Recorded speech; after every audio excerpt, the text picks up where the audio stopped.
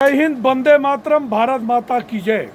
राष्ट्रवाद की बात प्रहार के साथ आप सभी का हार्दिक स्वागत है। दोस्तों, आज हम दो विषय पे चर्चा करने वाले हैं। एक तो जो मिल्कीपुर का चुनाव है, अयोध्या का बहुत नाम फहराया। पूरे देश में अयोध्या के मुद्दे को समाजवादी पार्टी और कांग्रेस वालों ने ऐसा गंद फैलाया कि जब जीत गए फैजाबाद की सीट तो कहे कि अयोध्या हार गए, अयोध्या हार गए, जो भगवान को लाए भगवान ही हरा दिए। तो आज हम मिल्कीपुर की सीट के बारे में चर्चा करने वाले हैं।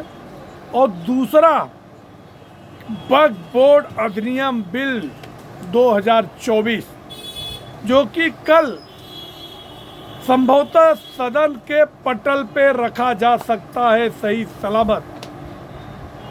तो आप सभी सनातनियों से मेरी अपील है कि आज का वीडियो पूरा आखिरी तक देखना।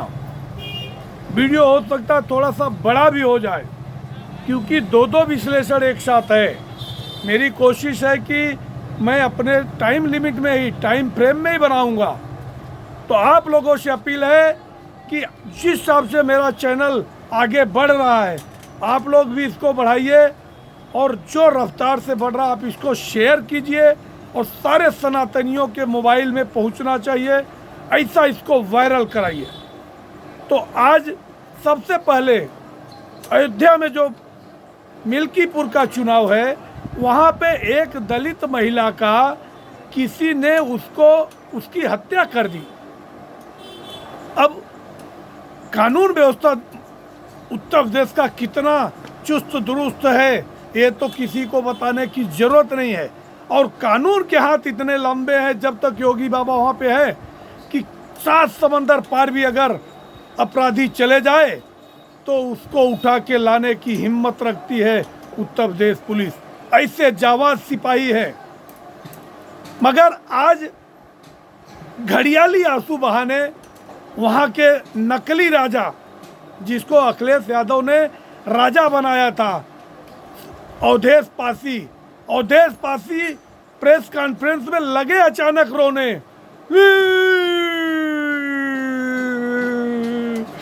दलित को सम्मान नहीं मिलेगा तो मैं अपने पद से इस्तीफा दे दूंगा।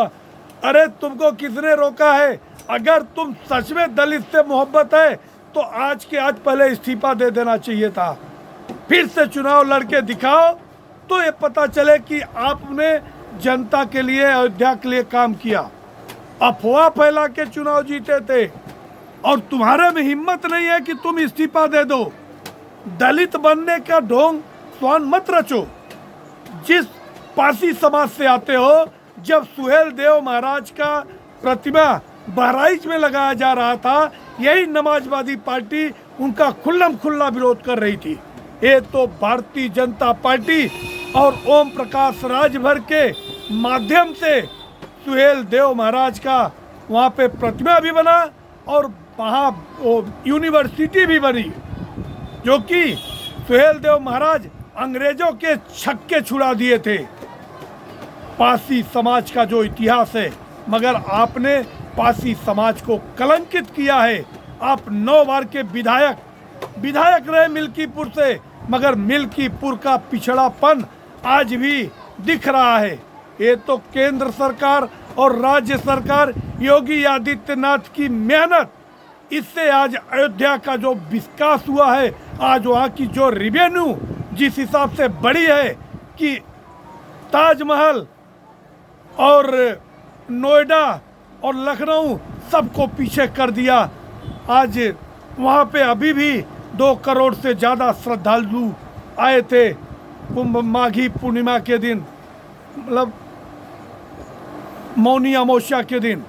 और नए साल के जश्न में 10 लाख से अधिक श्रद्धालु पूरे भारत में किसी मंदिर में या किसी पब रेस्टोरेंट में आए तो आए अयोध्या के श्री राम लला जी के भव्य मंदिर में।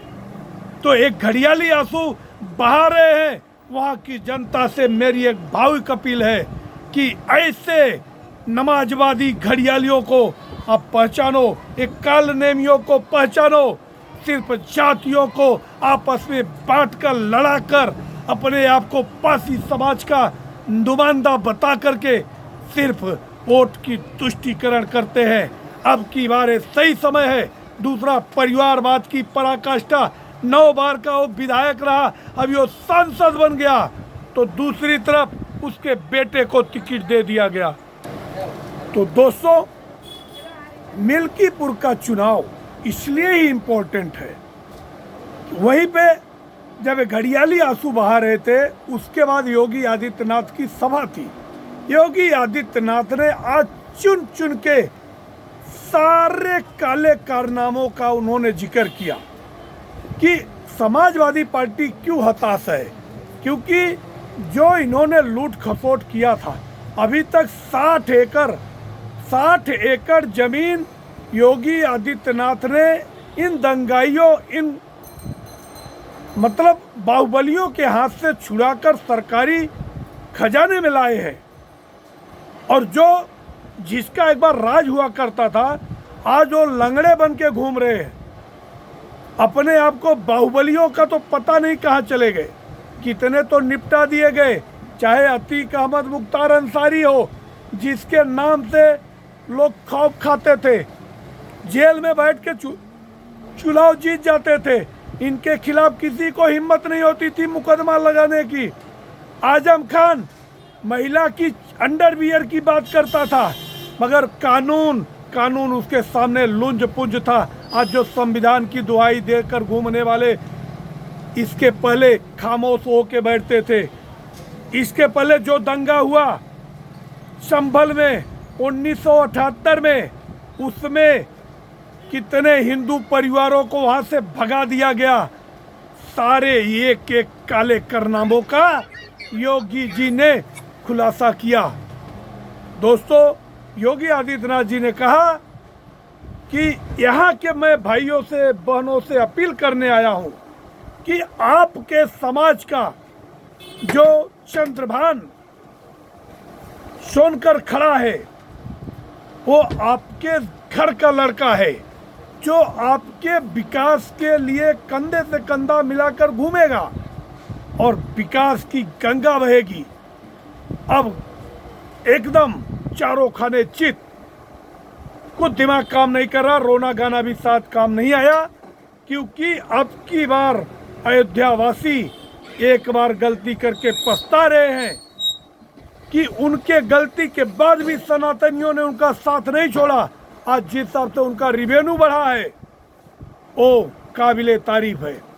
अब हम अपने दूसरे विषय पे आते हैं, वक्फ बोर्ड अधिनियम बिल 2024।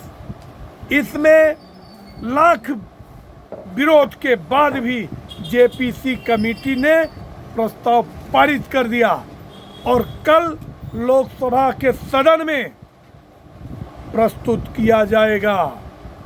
और जो मनमानी चल रही थी कि ये जो खाली जमीन है वो सब हमारी है, वो वक्फ बोर्ड बिल का है। जिस जमीन पे चाहे सैकड़ों साल से तुम्हारी जमीन हो, अगर उस पे हाथ रख दिया वक्फ बोर्ड, तो वक्फ बोर्ड का हो जाता था। तो वक्फ बोर्ड के काले साम्राज्य से अब धीरे धीरे पर्दा हटेगा। और जो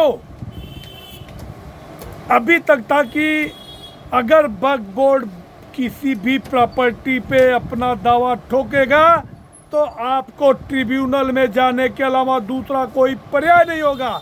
मगर अब ये जैसे ही कानून बनेगा, वैसे ही हर व्यक्ति को एक राइट होगा, चाहे सुप्रीम कोर्ट जाए, चाहे हाई कोर्ट जाए, चाहे लोअर कोर्ट जाए, उनको बराबर का समानता का अधिकार मिलेगा। तो ये मोदी है, कमजोर नहीं हुआ है और भी मजबूत होकर उभरा हुआ है। बाकी जो कल बजट आया हुआ है, बजट में बिहार के लिए जो प्रयोजन आया, बिहार हब बनेगा इंडस्ट्रीज का, और वहाँ पे मखाना मखाना की इंडस्ट्रीज और बोर्ड बनने वाली है, जो कि मखाना पूरे देश में तो बिकेगा ही, साथ ही विदेशों में एक्सपोर्ट होगा।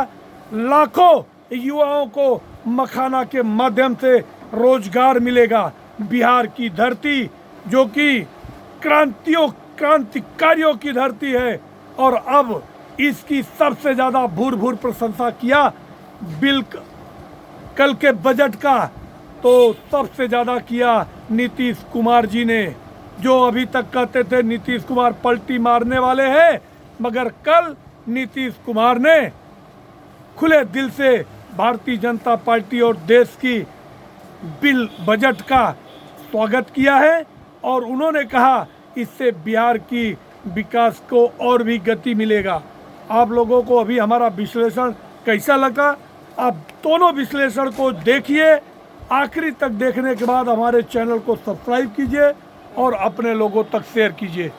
जय हिंद, वंदे मातरम, भारत माता की जय।